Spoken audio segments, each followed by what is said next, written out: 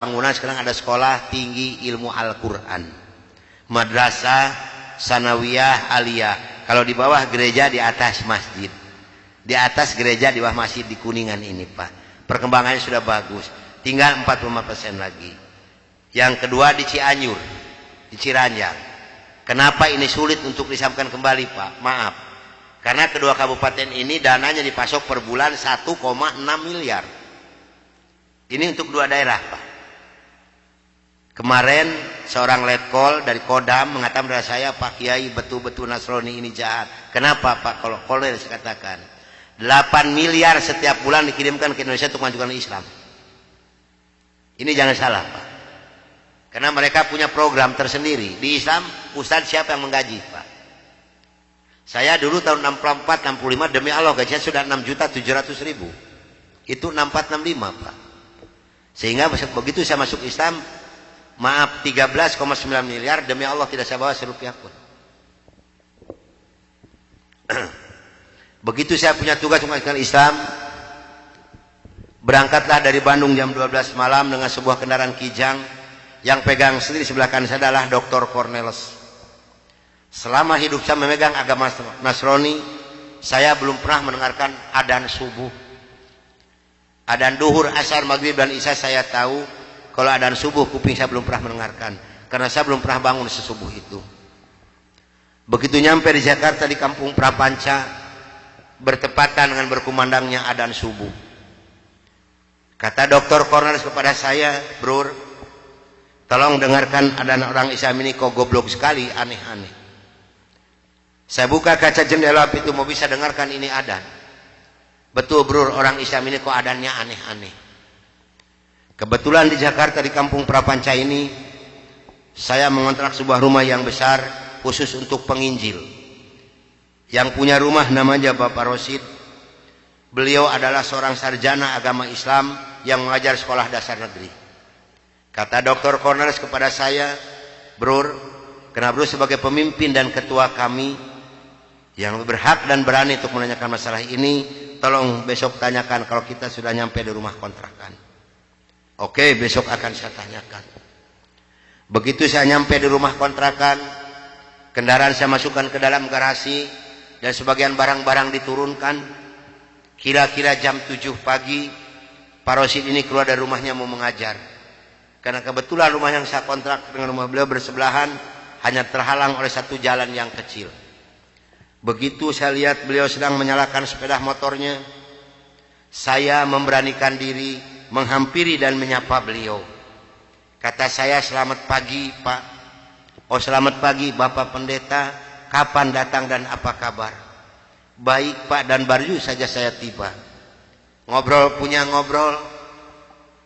Akhirnya saya memberanikan diri kepada beliau menanyakan tentang ajaran agama Islam. "Pak, apakah boleh saya bertanya kepada Bapak tentang ajaran agama Islam?" Dengan senyuman yang manis, muka yang cerah, beliau memberikan jawaban kepada saya. "Silahkan Bapak Pendeta." Dengan senang hati dan kedua tangan saya terbuka, insya Allah apa yang akan Bapak Pendeta tanyakan akan saya jawab. Mari Bapak Pendeta kita ke dalam rumah. Jangan ngobrol di luar, lebih luas kita ngobrol di dalam rumah. Saya dibawa masuk ke dalam rumah beliau, sehingga beliau ini berani mengorbankan tugas negaranya, tidak jadi mengajar karena ngobrol dengan saya sampai jam 3 sore. Yang pertama sekali saya tanyakan kepada beliau adalah tentang azan. "Pak, kenapa orang Islam ini kok adzannya aneh-aneh?" "Aneh-aneh bagaimana Bapak Pendeta?" Tadi begitu saya masuk sini, terdengarlah suara adzan yang asing di kuping saya, ada kata-kata aso. Aso apalah saya tidak tahu Pak. "Oh betul Bapak Pendeta, itu adzan subuh pakai as-sholatu khairum minan naum."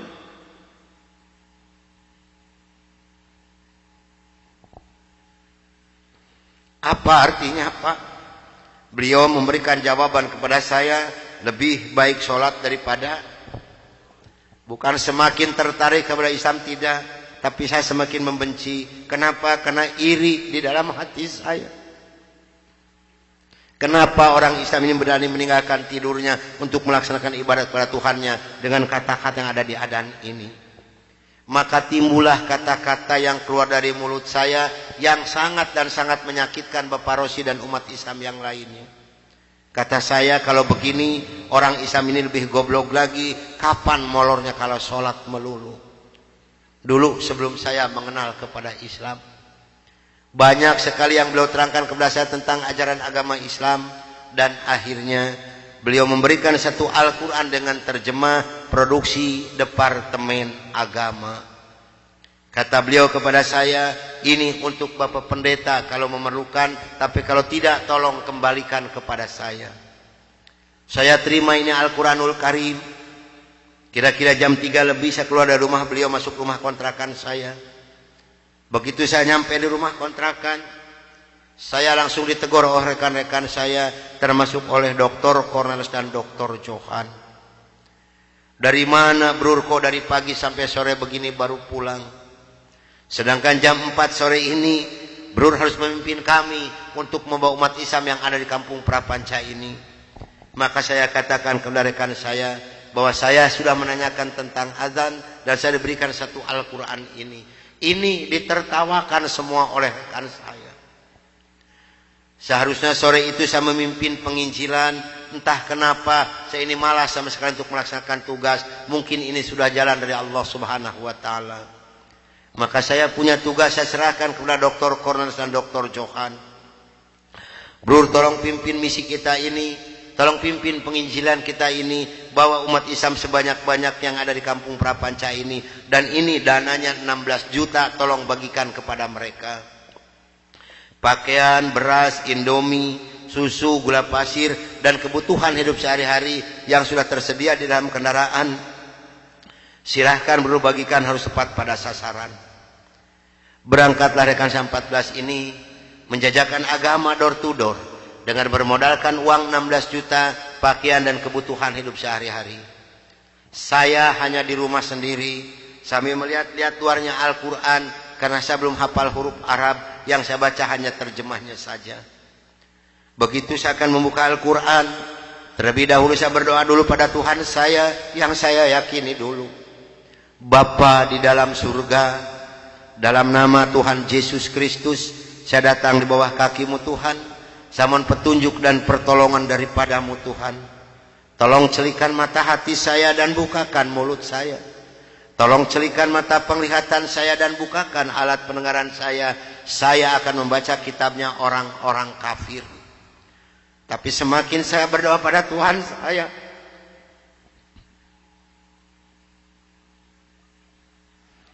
semakin terbukalah dalam Al-Quran ini. Ini suatu keanehan yang nyata di dalam kehidupan saya. Karena saya bingung membuka Al-Quran ini dari mana pertamanya. Begitu saya membuka Al-Quran, langsung surat Ali Imran. Di dalam surat Ali Imran ini timbul kembali keanehan yang kedua di dalam benak saya. Kenapa dalam surat Ali Imran ini kok hanya 2 ayat yang diberi tanda merah, yang lain tidak ada? Yaitu Ali Imran 85 dan 102. Ini kalau ibu dan bapak percaya pada iman saya, selama 3 bulan kurang lebih saya tidak pernah merasakan tidur. Hanya membolak-balik membaca arti daripada 2 ayat ini saja. Disitulah taufik dan hidayah masuk pada diri saya. Bergemetarlah seluruh tubuh saya ini, bergejolaklah di dalam dada saya ini. Bahkan dalam hati kecil saya mengatakan, hanya Islamlah yang benar, hanya Islam yang dapat menyelamatkan umat manusia. Maka saya harus berani mengatakan kepada rekan saya, apapun yang akan terjadi, saya siap untuk menerima risikonya. Atas bimbingan dan pelajaran dari Bapak Rosid, atas petunjuk dan petuah dari Bapak Rosid, saya memberanikan diri menghampiri rekan saya 14 yang sedang mengadakan kebaktian doa. Saya katakan kepada rekan saya bahwa mulai hari ini, jam ini, menit ini, saya akan mengundurkan diri dari penginjilan. Saya akan menyerahkan sebagai ketua misionaris pada Anda semua, karena saya hari ini akan mencari agama yang baru, itu agama Islam. Karena hanya Islam yang benar, hanya Islam yang dapat menyelamatkan umat manusia. Agama yang kita pegang sama-sama tidak bisa menyelamatkan kita semua. Namun apa daya yang saya terima dari mereka, maaf, saya bukan mau dikasihan oleh ibu dan bapak, tidak. Yang mengasihani saya adalah Allah Subhanahu wa taala. Saya bukan seorang tentara, saya bukan seorang polisi, tapi merasakan panasnya peluru di kaki kiri saya dan di dada sebelah kanan saya ini. Besi yang lebarnya 6 cm yang dibakar merah membara, yang dipukulkan ke pipi saya tahan dengan tangan kiri saya. Demi Allah, besi panas nempelah di tangan kiri saya. Lalu saya ditengkurapkan, kepala saya diinjak oleh 3 orang. Tangan saya, kaki saya kiri kanan dipegang dan diikat oleh mereka. Lalu punggung saya dipukuli oleh Dr. Johan pakai kursi rotan. 13 tulang punggungnya patah untuk mengenal Islam. Kalau menurut logika manusia, saya ini harus sudah meninggal dunia. Tapi Allah Maha di atas Maha, Allah mempunyai rencana lain untuk saya. Atas izin dan karunia Allah yang diberikan kepada saya bisa lolos dari pembunuhan rekan-rekan saya.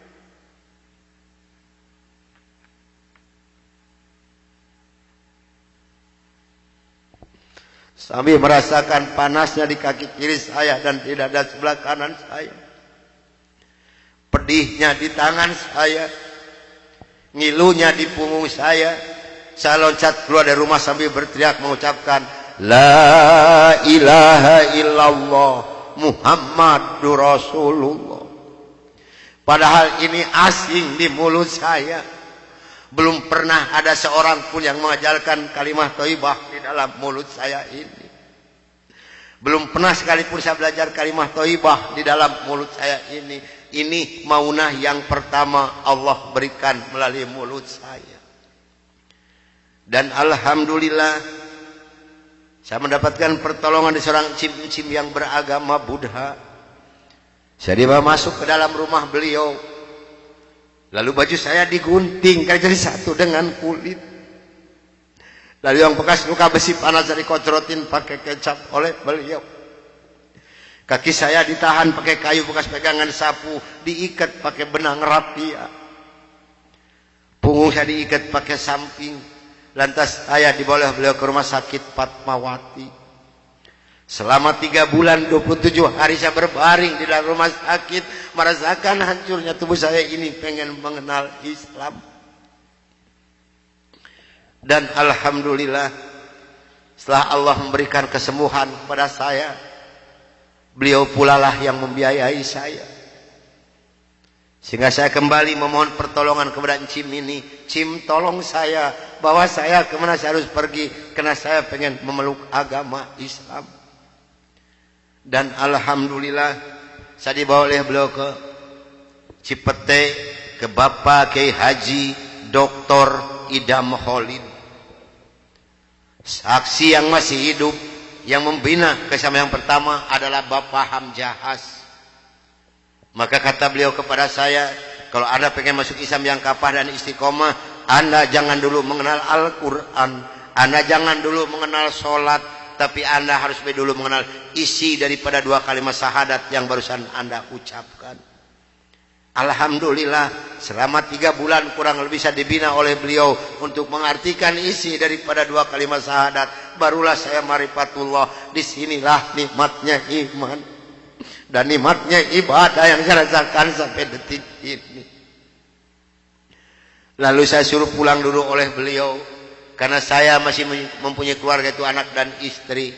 Ternyata keluarga saya telah mendapatkan laporan dari Kansa 14 dan dari Dewan Gereja Indonesia bahwa saya telah murtad masuk agama Islam. Begitu saya nyampe di rumah saya lihat dengan mata kepala saya sendiri, pakaian saya, ijazah saya, semua dibakar oleh putri-putri saya dan istri saya di hadapan mata saya. Dan alhamdulillah saya diselamatkan dari maut yang kedua oleh Allah Subhanahu wa taala. Begitu putri-putri saya menyiramkan minyak kelapa panas ke muka saya masih diselamatkan oleh Allah. Minyak kelapanya tumpah di punggung saya. Ini adalah darah daging saya sendiri yang menganiaya saya, bukan orang lain. Lalu kepala saya dilempar pakai cobek, dipukuli pakai setikasti, sampai saya diusir caci maki dengan kata-kata yang sangat keji yang keluar dari mulut darah daging saya sendiri. Nyah, engkau di hadapanku anjing, setan, babi, iblis, jangan menginjak rumah ini, haram rumah ini kau diinjak oleh setan dan iblis macam kau. Ini adalah darah daging saya sendiri, bukan orang lain. Dan alhamdulillah begitu saya meninggalkan rumah tangga saya, hanya pakai pakaian satu setel yang nempel di badan saya yang penuh dengan minyak kelapa panas. Harta kekayaan berlimpah luah demi Allah tidak saya bawa serupiah pun, karena saya pengen masuk Islam yang kapal dan istiqomah. Saya harus samina wa atona. Jangankan harta kekayaan yang berlimpah luah, putri-putri saya pun yang 3 saya putuskan. Mulai detik ini Anda bukan darah daging saya bukan bapak Anda, dan Anda bukan putri-putri saya. Titik sampai di sini. Jangan ada lagi pertalian darah antara Anda dengan saya. Kenapa saya putuskan kepada putri-putri saya yang 3? Karena saya takut besok atau lusa saya meninggal dunia, bagaimana tanggung jawab saya di hadapan Allah Subhanahu wa taala. Maka alhamdulillah sudah hampir 22 tahun lebih ini saya belum pernah dipertemukan dengan batang hidungnya.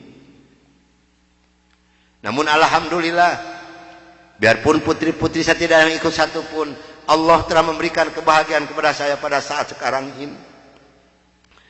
Kebahagiaan yang Allah berikan kepada saya tidak bisa ditukar dengan suatu apapun yang ada di dunia ini. Sekalipun emas berlian sebesar gunung tidak mungkin bisa menukarkan kebahagiaan yang Allah berikan kepada saya. Kenapa? Karena rekan saya yang 14 yang dulu menganiaya saya, yang dulu membunuh saya, alhamdulillah sekarang sudah masuk Islam semua. Sekarang sedang jihad fisabilillah, sedang membela agama Allah, yaitu syiar agama Islam di daerah-daerah Nasrani. Itu yang pertama di Papua Barat, di Manokwari.